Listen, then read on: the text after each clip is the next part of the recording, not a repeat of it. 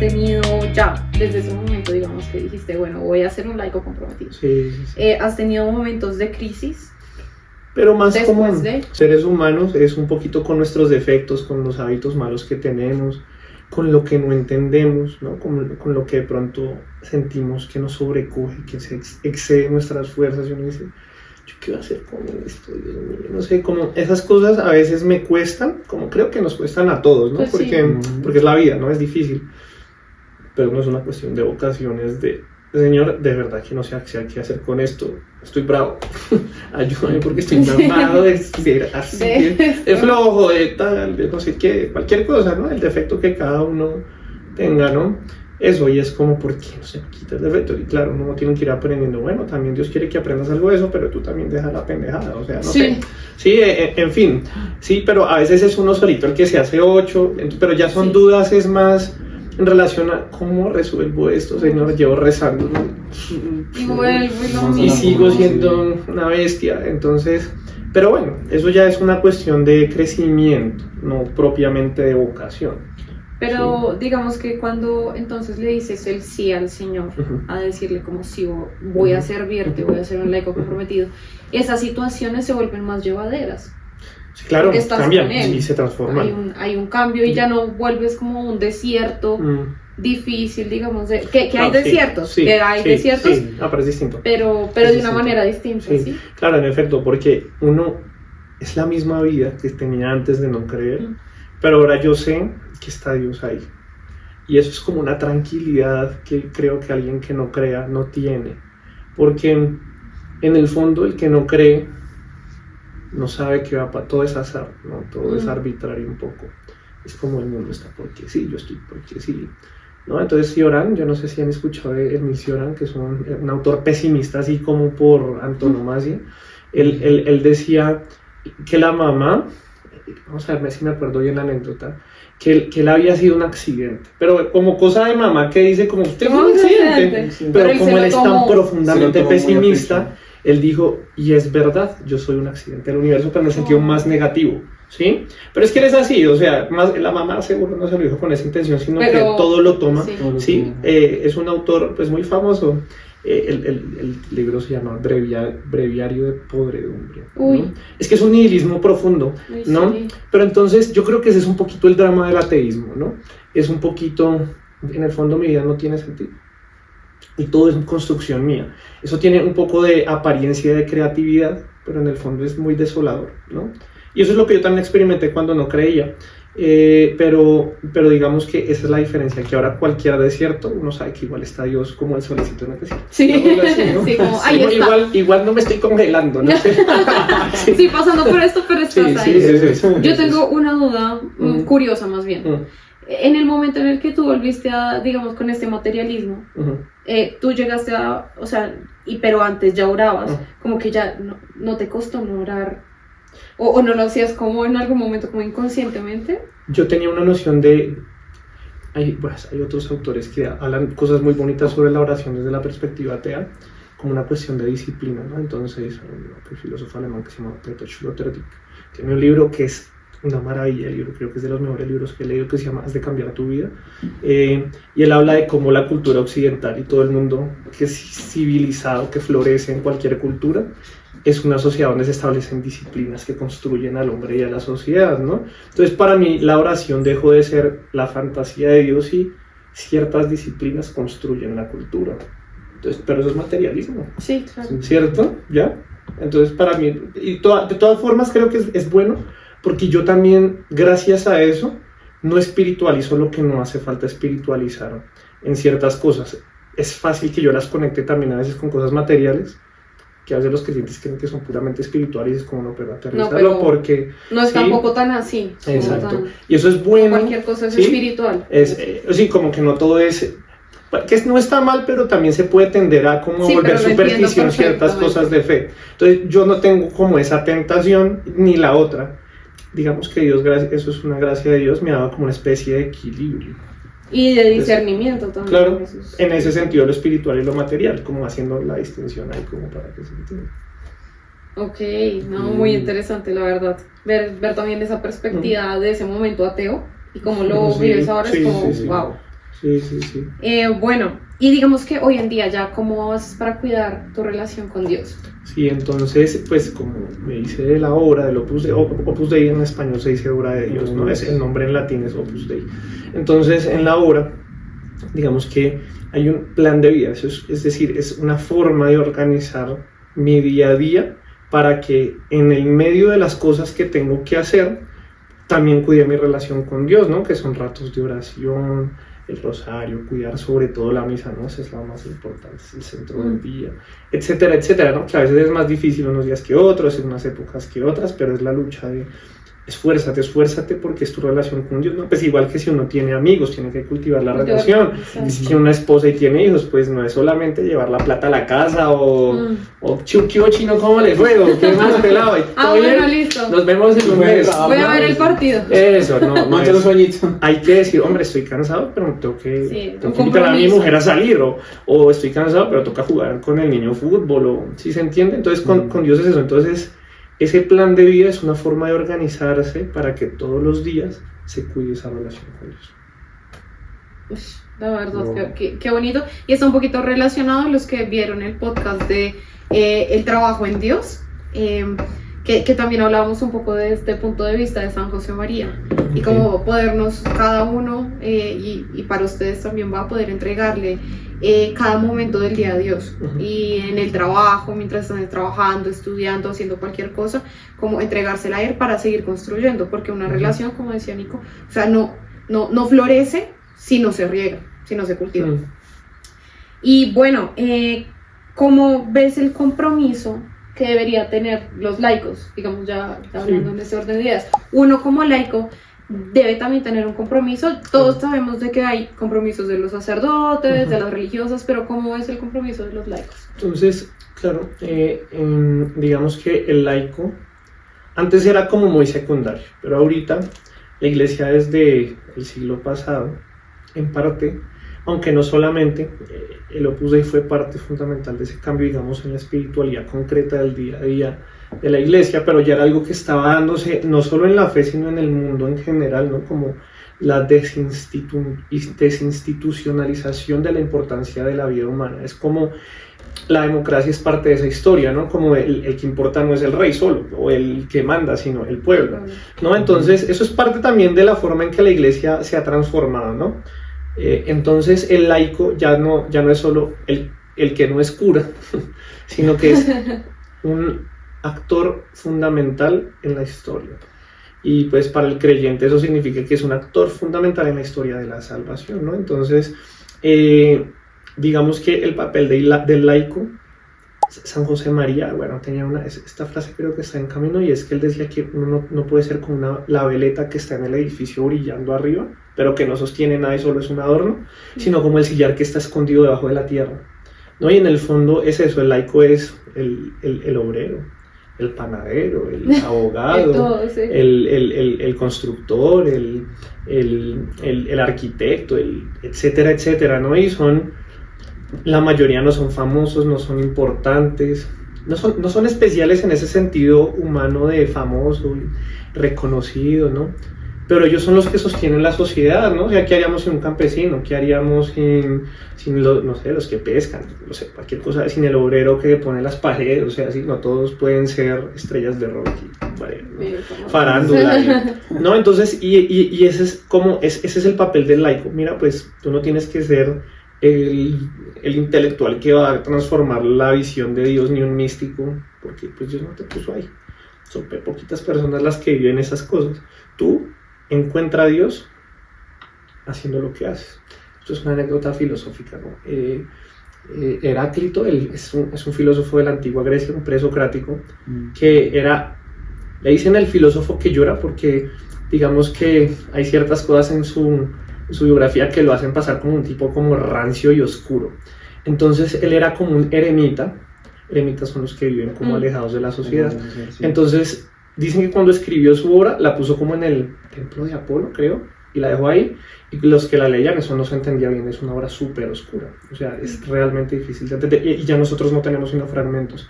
El caso es que alguna vez alguien como que, claro, igual era un sabio, admirado y además era un eremita y decía, este señor es especial, ¿no? Eso siempre para la gente especial, el tipo que sea la montaña. Sí, entonces se fueron allá, no sé, algunos a visitarlo y cuando lo vieron, pues estaba como cocinando comida en un caldero y eran como, ¿y este es el señor especial? O sea, como si es una sopa y él dijo, es una sopa. En este caldero también hay dioses, digo. Y entonces, claro, eso es como, ustedes creen que en esto no hay nada, pero acá está también lo divino. Y sí, claro, él es un griego, pero a mí eso me suena a eso mismo precisamente, que es, en ese trabajo ordinario también está Dios, ¿no? Es eso. Y como, entonces sí, o sea, como glorificar a Dios desde lo ordinario. Y sin tener como esa visión panteísta más que todo. Que no, sí, es que toda la visión que tenían los griegos. Sí, pero no, pero es, pues es solo el paralelismo, ¿no? Sí. Obviamente no es como que sea lo mismo, pero eso es que, pero no solo es como darle gloria a Dios, es que si uno, no sé, uno a veces pide milagros como creyente, ay, yo quiero, no sé, ganarme la lotería, ¿sí? No sé, cualquier vaina. Señor, yo quiero una esposa hermosa y billete, cualquier cosa que la gente pida, pero es normal, ¿no? No todos pedimos a veces un poquito así como un poquito ingenuamente. Pero si uno pide, o milagros como yo quiero ver que el sol baile o que se me aparezca un espíritu, no sé. La Virgen. Eso, sí, a veces uno tiene una noción de Dios, yo conozco a Dios así, ¿no? Pero si uno lo piensa, el mayor milagro es que las cosas existan. Si uno se detiene a ver el mundo, a mí me parece extraño que yo tenga cosas delante, ¿no? Ya me parece como... Sí, es cierto. Y eso es el milagro de la creación, entonces es como, pues, conténtate que tienes todo esto para ti y eso lo puso Dios delante de ti, ¿no? Como cuando, no sé si les ha pasado con los atardeceres tan lindos, uno dice, esto que lo hizo Dios, eso es un milagro, ese ya es el milagro, ¿no? Es el milagro, el milagro ya es ver... ordinario. Sí, pero a mí me parece más extraordinario que ordinario, sino que uno se acostumbra, ¿no? Es como el que se casa y dice, ay, no, pero otra vez, no sé. Sí, pero es como... Pero el de lado la ve como algo extraordinario. Claro. Pero es que en el fondo es extraordinario, sino que se te olvidó, o no te quieres dar cuenta. O ya lo tienes muy... normalizado. Muy normalizado. Pero porque no le prestas la atención que merece. Exacto. Sí, pero es eso. Entonces... o no se detienen en el tiempo, o sea, uno a veces en el corre-corre, en el día a día, no da el tiempo a ver o sea, a Dios. En las cosas que tiene enfrente. Incluso la gente como que lo racionaliza mucho y le deja de ver lo especial. Exacto. Cuando incluso hasta matemáticamente eso es una cosa milagrosa. Todo es... Sí, eso. Y yo te quería preguntar, ¿cuál es la función del laico en la iglesia? La función del laico en la ¿Cuál iglesia. crees que sería? Sí, entonces, es decir, la vocación del laico no es algo que de repente importó en el siglo XX y nunca haya importado. Si uno piensa, ¿qué pasó cuando los hombres empezaron a hacerse cristianos después del acontecimiento Cristo, ¿no? Pues no eran todos religiosos ni sacerdotes, porque eso no era la vida humana y todavía no está organizada la religión, digamos, de esa forma tan compleja, porque, no sé, las órdenes religiosas o la vida pues monarcal empieza en Oriente, como desde el siglo II a coger mucha fuerza, y luego en Occidente, en el siglo VI con San Benito, ¿no? Que es el padre del monacato occidental. Y entonces en el primer siglo, entonces todos esos eran sacerdotes y monjas y religiosos con regla.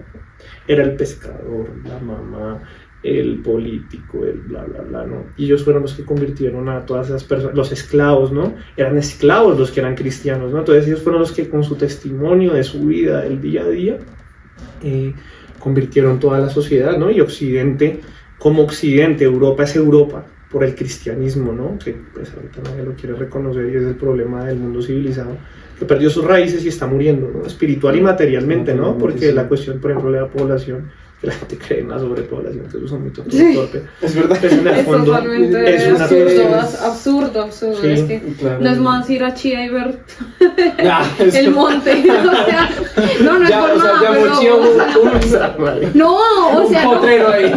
O sea, el camino de aquí a allá es todo verde, o sea, igual. Sí. Entonces, pero es que también eso es como la ilusión óptica de que meten a todos en una zona toda chiquita para hacer la ilusión. Es que pero es que también era uno de los, ¿de quién era? Allá detrás de cámaras, el que decía que teníamos que estar en lugares cada vez más pequeños. Malthus. Tomás Malthus, que decía que cada vez teníamos que estar en lugares más chiquitos. No, pero es que no era de esos que apoyaba que los viejitos no sirven para nada, entonces toca matarlos. No vale la pena. Bueno, y ahorita están matando igual a los viejitos. Bueno, ya es otro tema. Pasivamente, pero sí. Sí. ¿Qué estaba diciendo? Entonces, el asunto es que eso fue lo que le dio identidad de Europa, ¿no? Pero no fueron sacerdotes ni nada, eran personas comunes y corrientes que se tomaron en serio la fe y se la pasaron a sus hijos o dieron testimonio en el martirio, ¿no? Entonces, esta época que es descreída, ¿no? Porque, y no solo es un fenómeno occidental, el mundo está pasando por una crisis espiritual muy profunda, casi barbarizante, ¿no? Porque la gente está volviendo a formas de espiritualidad muy primitivas, ¿no? Hechicería, etcétera, ¿no? Pero eso a mí me habla de un retroceso cultural. Pero es irónico eso, ¿no? O sea, si uno lo piensa, ¿cuánta gente hoy en día critica a la iglesia o a las personas creyentes y dicen como eso es muy fantasioso? Sí. Pero al mismo tiempo recurren a las cartas, recurren a los cristales, a la nueva era, al esoterismo. Entonces es como, a ver, o sea, el mundo espiritual existe. Sí. Bueno, acá un dato estadístico de Estados Unidos que ya miden todo siempre desde que llegaron a América y están calculando sí, o sea, cuánto, no sé, le sacan el precio de la Big Mac para comparar las economías. Eso es una locura. Entonces, hace unos años hicieron un estudio de pues, la creencia en Estados Unidos, ¿no? Y bueno, entonces hay 1.4 millones de presbiterianos. Presbiterianos son los calvinistas. Sí.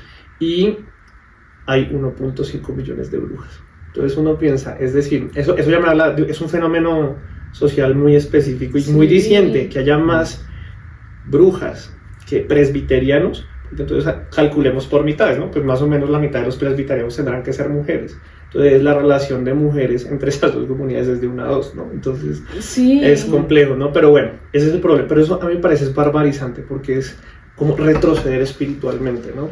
Porque también en esto hay espiritualidades más civilizadas y menos civilizadas, ¿no? Y no solo es porque sea cristiano, ¿no? Porque el budismo es mucho más civilizado que otras formas de religión, ¿sí? El confucianismo es una forma espiritual más civilizada que el animismo, no sé. ¿Sí se entiende? Entonces, pero eso también habla de qué proceso ha vivido una cultura, pero que estemos volviendo a esas prácticas me hablas de retroceso cultural, ¿no? Sí. Independientemente de que uno sea cristiano o no. Entonces, el asunto de los laicos ahorita es como, hombre, tú no puedes esperar ni que el sacerdote ni que la monja hagan todo. Tú da testimonio con tu vida ordinaria, ¿sí? Sin creerte que vas a resolver todo. No, tú tienes que brillar sin brillar. Es decir, siendo muy bueno en lo que haces, siendo de verdad muy buen amigo de tus amigos, que te preocupes por ellos, con tus hijos, ojalá un buen papá que tiene poquito tiempo, pues duermes menos y no sé, o sea, mirar la forma, pero que luego la gente pueda decir, este cristiano. Y siento que eso que se ve como tan chiquito que uno diría como, pues ser papá y cumplir con las labores, el cumplir ya es súper difícil porque hay un montón de tentaciones alrededor, de echar locha en el trabajo, o por ejemplo, o no en el trabajo, o por ejemplo el hecho de ser buen padre o buen esposo, el hecho de no ser infiel, el hecho de ser entregado, el hecho de... Es una lucha, entonces el hecho ya de cumplir, ya estás trascendiendo, o sea, ya estás literalmente... Un gran ejemplo. Y eso es lo que se nos pide como laicos, ¿sí? Entonces es eso. Okay. ¿Y tú crees que hay algo como una responsabilidad también de evangelización? Claro. Si ustedes recuerdan en el Evangelio, claro, a los apóstoles les da misiones especiales, pero él también manda a otros. A los 72 apóstoles, creo que son otros que son como secundarios, pero también los mandó a evangelizar. Sí. Incluso los apóstoles le dicen, había unos hablando en tu nombre y se los prohibieron. Él dice, no, se los prohibieron, porque sí, eso es que los inspiró el Espíritu. Incluso San Pablo es otro ejemplo. Él no conocía a los apóstoles ni nada, Dios lo llama. Entonces, todos los cristianos, todos estamos llamados a evangelizar. Hay formas de evangelizar, también cada quien tiene su estilo, ¿no? Digamos que todos estamos llamados a ser otro Cristo. Sí, porque en el fondo la vocación no es como yo estoy llamado a ser religioso. Si uno cree eso, se perdió. O sea, eso no es entender la vocación es yo tengo que ser como Cristo. Sí, es configurarme con Cristo. Pero cada persona, como es única e irrepetible, va a ser Cristo de una manera única. ¿Sí? Entonces, eso es eso, ¿no? Entonces, al yo querer configurarme con Cristo, es inevitable que no comunique Cristo a los demás de alguna otra forma, con mi ejemplo y con mis palabras, ¿no? Primero con el ejemplo y luego con las palabras. Es más complicado con el ejemplo. Claro, sí. Pero es eso, entonces eso, más o menos por ahí. Okay. Metiéndonos en el tema un poquito peliagudos, por decirlo menos. Sí. Con eso de los laicos, ¿tú qué opinas como bueno, de toda esa transformación que hubo en la iglesia dentro de la historia, eso que hubo como, se podría decir, como esa relegación al laicismo y hubo como una importancia más al tema del clero, como el clericalismo se le podría llamar a eso. Ok. Lo que pasa es que, digamos, el clericalismo es más como una visión centralizada de la iglesia, ¿no? Es como la iglesia es una institución centralizada donde hay unos mandos y los demás solo obedecemos, ¿no? Y en esa misma estructura y esa forma de ver la religión, el laico de nuevo es una figura negativa. ¿En qué sentido? El laico no es sacerdote ni religioso. Pero entonces eso es problemático porque no solo no pone en positivo la labor del laico, sino que pone la cuestión de la espiritualidad, la responsabilidad en personas con vocaciones muy específicas y, digámoslo, excepcionales. Entonces, el clericalismo es eso, es como darle importancia, no sé, voy a decirlo así, puede que sea incorrecto, pero es para tratar de explicarlo, y es como darle como cierto valor politizante a la religión, no como, o puramente jerárquico, ¿no? Lo que importa son las jerarquías. Y no, si uno mira en el Evangelio, claro, aunque Cristo promete al que deja todo por él el 100 por 1, aunque se valora especialmente a la Virgen y al célibe, y eso está muy bien, de todas formas, en el fondo la vocación es al amor, ¿no? Entonces yo lo voy a poner así, o sea, la criatura más perfecta que está en el cielo es una mamá, ¿no? O sea, que es la Virgen María, es una madre, ¿sí? Y claro, es virgen y lo que sea, pero me dicen mucho más que sea madre, que sea virgen en ese caso, ¿no? Pues es como, mira quién es la que está en el primer lugar, ¿no? Y va a ser así cuando estemos en el cielo. No sé, el Papa San Juan Pablo II es un hombre pues, muy santo, pero no sabemos. De pronto una campesinita que fue una buena mamá va a estar encima de él, ¿no? En esa cuestión de haber dicho sí a Dios. O el señor que era, no sé, un barrendero pobre, y no sé, es que no sabemos quién esté en qué lugar, ¿no? Y que eso es un poquito la cuestión con el demonio, ¿no? Que no quería servir a seres inferiores que iban a estar por encima de él, ¿no? Entonces, la cuestión del laico es, a ti no te importe la jerarquía, a ti no te importen, sino a ti te llama Dios algo que no va a llamar a nadie. Si tú lo haces de la manera perfecta, tienes un lugar más especial que el que tenía otro lugar en la jerarquía, que de pronto tenía más poder, etcétera, etcétera, ¿no? Entonces, esa es la cuestión. El laicismo ya es un problema, es de lo contrario, es querer quitarle la relevancia a la jerarquía, y tampoco, ¿no? Las sociedades también necesitan un orden, y es importante, ¿no? O sea, la democratización absoluta en el fondo es comunista, ¿no? Que es un igualitarismo pues sí, absurdo, ¿no? Y en el fondo yo no quiero ser igual a nadie, ¿no? O sea, la igualdad ontológica, que es la dignidad humana, es un poco abstracta en un sentido, y es que no se realiza en abstracto como igualdad, sino yo siendo el único e irrepetible que soy, ¿no? Y eso es cero igualdad como la quiere entender la gente, ¿no? ¿Tú crees que hay alguna relación entre política y religión? Sí, digamos que tienen que ir de la mano, que son como, no sé, dos ejes de un motor, son como, sí, son dos piezas de una máquina que no funcionaría si se separan, porque no prenden. Entonces, está la cuestión del Evangelio cuando Jesús le pregunta al denario que quién se lo da, y tal, y él dice, haz lo que es del César y haz lo que es de Dios. ¿Sí? Entonces, la política tiene una función que es ordenar la sociedad para el bien común. Y hay muchas formas de hacerlo en las que los hombres son libres y que usando la razón tienen que descubrir cuál es la mejor forma para las circunstancias históricas y culturales y materiales de esta sociedad que no cumple esta otra. Entonces, la gente pelea que la democracia y tal, pero en el fondo cada sociedad puede elegirla y ser más funcional simplemente porque la ordenaron mejor. Entonces una monarquía puede ser mejor que una democracia, pero ¿qué determina eso? El nivel de virtud de las personas, ¿no? Porque en el fondo el secreto de las cuestiones políticas es la virtud, no es el poder, ni la configuración formal, ¿no? No como es que acá tenemos una constitución que tiene regulado todo, y la democracia funciona así, y el banco funciona así, y el Congreso así, pues muy bacano, pero si la gente no hace nada bien y es egoísta y es ladrona, pues eso no va a funcionar. Pero sí, entonces voy a poner un ejemplo que yo admiro mucho, que es el del rey San Luis, ¿no? Era un monarca y es santo y hizo muy buenas cosas por Francia. Y es una monarquía, ¿no? Ahora, hay monarcas déspotas y son un desastre, pero lo mismo con la democracia, ¿no? Pues una democracia es, digamos, en un sentido valioso, o en un sentido funcional, es en donde las personas se esfuerzan en ser virtuosas para servirse entre sí, sin que haya tanta autoridad central. Pero pues el problema es el de su corrupción, que es gente que quiere todo para sí egoístamente y de mal a los demás, y yo hago lo que y todos hacen lo que se le da la gana y nadie le puede imponer nada, etcétera, ¿no? Entonces, el lugar de la política es el lugar de cómo nos organizamos usando la razón para que todos florezcamos, para que materialmente también florezcamos, ¿no? Y la religión es, en relación con eso, un apoyo, ¿no? Por un lado, es un apoyo para que Dios ayude a esa sociedad a florecer, ¿no? Digámoslo así. Que es lo mismo que en la vida personal. Nosotros tendemos a pensar individualistamente porque eso es parte de nuestra herencia cultural, pero el hombre, la persona no florece fuera de la sociedad y no se puede entender separada del orden de la sociedad, ¿sí? En el fondo, ahorita cuando les decía que la vocación es ser otro Cristo, es, si uno lo mira como desde el otro lado de la moneda, es yo soy para Cristo y por tanto yo soy para los demás. Entonces mi vocación es ser yo para los demás, ser lo que yo soy de manera única, que los demás pueden aprovechar para ser mejores porque no lo van a ver en otra persona que no sea yo, porque yo soy yo solamente, ¿sí? Entonces, y cada persona es eso. Entonces, ese es el sentido de la política, ¿no? Que nadie lo entiende, pero es difícil también porque la política moderna de nuevo tiene ese individualismo que es un bien absoluto, ¿sí?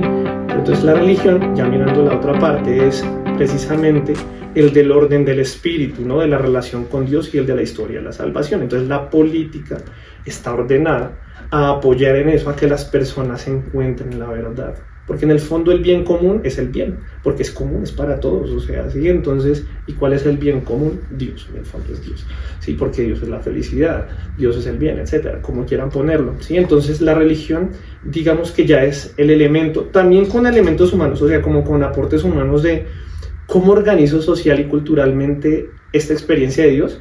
Pues también hay libertad humana diciéndole sí a Dios, ¿no? O sea, San Francisco pudo haber tomado otras decisiones y la comunidad pudo haber sido de otra forma, ¿sí? Porque Dios no le está dictando a San Francisco cada cosa para hacer, ¿no? Le da libertad. Por eso la iglesia en ese sentido es tan linda, todos esos carismas, vocaciones, formas de vida en la historia, ¿no? Una tan diferente que es un jesuita de un benedictino, pero tan iguales que son en el fondo, ¿no? Entonces la política también tiene que ayudar a florecer las vocaciones en el sentido religioso o la piedad, porque eso también es como, ¿no? la otra parte del motor que mueve al hombre para encontrar a Dios. Entonces no se tienen que oponer, sino apoyar.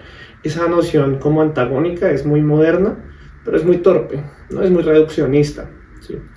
Bueno, y finalmente, como para concluir, un mensaje que le quieras dar a todos los laicos que están como en este proceso o que se sienten identificados también con tu testimonio o con todas las cositas que has dicho. O que también estén pasando ese desierto. Sí, espiritual. Digamos que por mi forma de ver las cosas, ¿no? Algo que creo que ayuda. La gente tiende a ver la vocación como algo de Dios me llama y yo siento, ¿no? Ese yo siento, yo lo detesto. Pero soy yo, ¿no? O yo no sé, cuando la gente opina, no dice yo pienso, sino no, yo siento que tal cosa. Pues a mí eso me parece que no es digno de un ser humano. No piensa, ¿no? Entonces, que la vocación y las elecciones de las cosas importantes, no sé, enamorarse, creer en Dios, incluso montar un negocio, es que yo siento que voy a prosperar, ¿no? Tiene que ser una especie de noción de compromiso razonado, pero es un sentido de yo me tengo que esforzar para que esto salga adelante, ¿no? Entonces lo dice, creo que es el profeta Isaías o Job, no me acuerdo, de que la vida es milicia. También lo dice, ahí se me olvidó el nombre del poeta español, creo que es Calderón de la Barca, no me acuerdo. Entonces es eso, la vida es milicia, ¿no? Y en el fondo uno tiene que tener una noción de yo tengo que esforzarme porque esto es una lucha y es difícil, pero tiene un premio, ¿no? O sea, entonces que la vida la vean un poco más como un reto por el que hay que luchar, ¿no? Sin que sea algo como tampoco cargante, ¿no? Pero las cosas que valen la pena porque hay una pena. Hay algo que cuesta, que es difícil, lo que es fácil no es suficiente para el corazón humano. Y la grandeza implica esfuerzo. Entonces que tengan eso en cuenta y va a ser un poco más fácil querer esforzarse. Porque el esfuerzo va a costar lo mismo, pero querer esforzarse va a ser más determinante y va a generar, digámoslo, la posibilidad de que florezca mejor la vida. Entonces, eso básicamente. La verdad, muy interesante todo lo que nos has dicho. Creo que da incluso para reflexionar y son puntos muy importantes que también tenemos que instruirnos y que saber también como creyentes, ¿no? Todos y cada uno. Y bueno, ya se nos acabó la tacita de, en este caso, chocolate, o casi acabada. Casi acabada, pero estaba muy interesante la reflexión. Te agradecemos, Nico, el espacio, que hayas venido, que nos hayas dicho cosas tan valiosas, que esperamos también que a ustedes les haya gustado el podcast de hoy. Les agradecemos mucho todo el apoyo que nos están dando. Los invitamos igualmente a que compartan este video con las personas que creen que lo necesitan, con los likes, con sus amigos, y les agradecemos nuevamente todo el apoyo y nos vemos en otro episodio de Una Taza de. No se lo pierdan.